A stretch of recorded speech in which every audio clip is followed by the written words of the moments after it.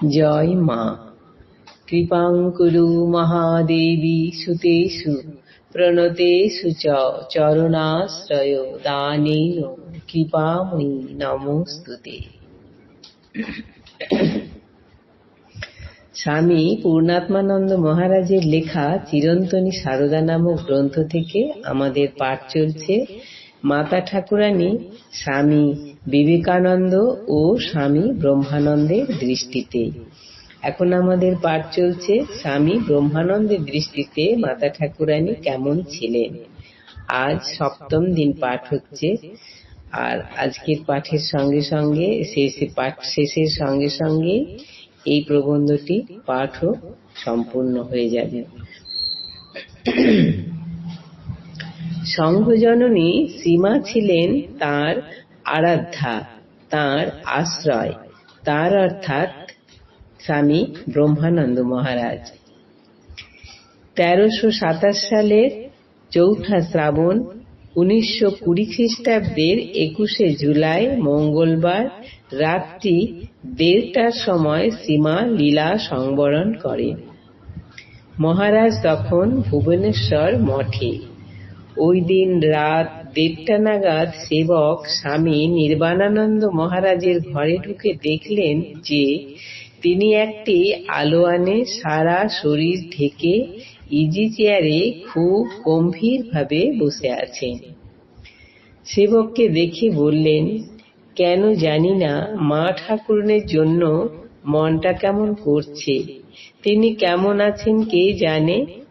সেবক তাকে জিজ্ঞাসা করলেন তার জন্য তামাক সেজে আনবেন কিনা, কিন্তু মহারাজ সে কথার কোনো উত্তর না দিয়ে সেইভাবেই বসে রইলেন। তাঁর ভাব দেখে সেবকের আর কিছু জিজ্ঞাসা করার সাহস হল না। পরদিন সকালে মহারাজ অন্যান্য দিনের মতো বেড়াতে না গিয়ে সামনের বারান্দায় পায়চারি করতে লাগলেন। কিছুক্ষণ পরে স্বামী শারদানন্দের টেলিগ্রাম এসে পৌঁছালো। পূর্বরাত্রে 1:30 শ্রীমা দেহরক্ষা করেছেন। সেই মর্মান্তিক দুঃসংবাদ শুনে মহারাজের মুখ অব্যক্ত বেদনায় থমথম করতে লাগল। তিনি শুয়ে পড়লেন। খানিক পরে উঠে বললেন, আমি ভবিষ্যৎ করব। 3 দিন তিনি কারো সঙ্গে কথা বলেননি এবং 12 দিন জুতা ব্যবহার করেননি ও হবিষ্যান্ন গ্রহণ করেছিলেন। দুঃখ করে বলেছিলেন, এতদিন পাহাড়ের আড়ালে ছিলাম। স্বামী ব্রহ্মানন্দ বলতেন, মাকে চেনা বড় শক্ত, ঘোমটা দিয়ে যেন সাধারণ মেয়েদের মতো থাকেন, অথচ মা সাক্ষাৎ জগদম্বা।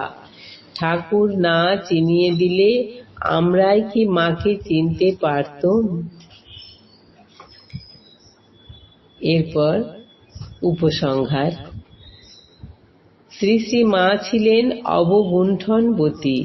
শ্রীরামকৃষ্ণের 2-1 অন্তরঙ্গ ও বয়স্ক ভক্ত ভিন্ন কোনো পুরুষ ভক্ত তাঁর মুখ কখনো দেখেননি।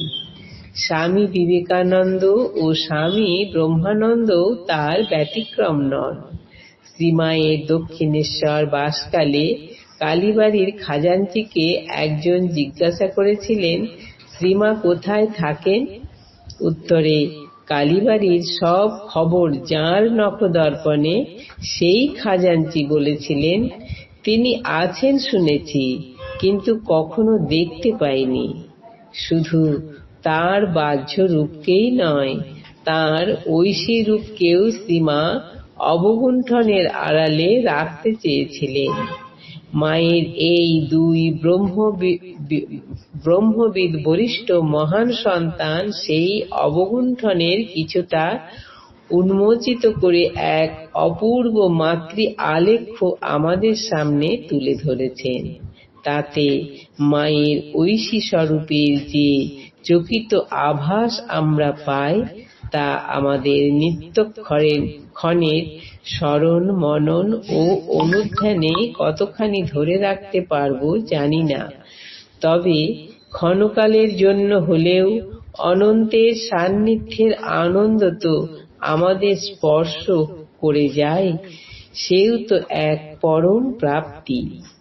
দার্জিলিংয়ে টাইগার হিল থেকে হঠাৎ মেঘমুক্ত হিমালয়ে সূর্যোদয়ের দুর্লভ দৃশ্য পলকের জন্য যার দৃষ্টিতে ধরা পড়েছে, সেই অনুভব করতে পারে মুহূর্তের জন্য হলেও কোন ঐশ্বর্যবান সে হয়েছে। আজ এই পর্যন্তই। জননীং শারদাং দেবীং রামকৃষ্ণাং জগদ্গুরুং পাদপদ্মে তয়ো স্থিত্বা প্রণমামি মুহুর্মুহুঃ। জয় মা।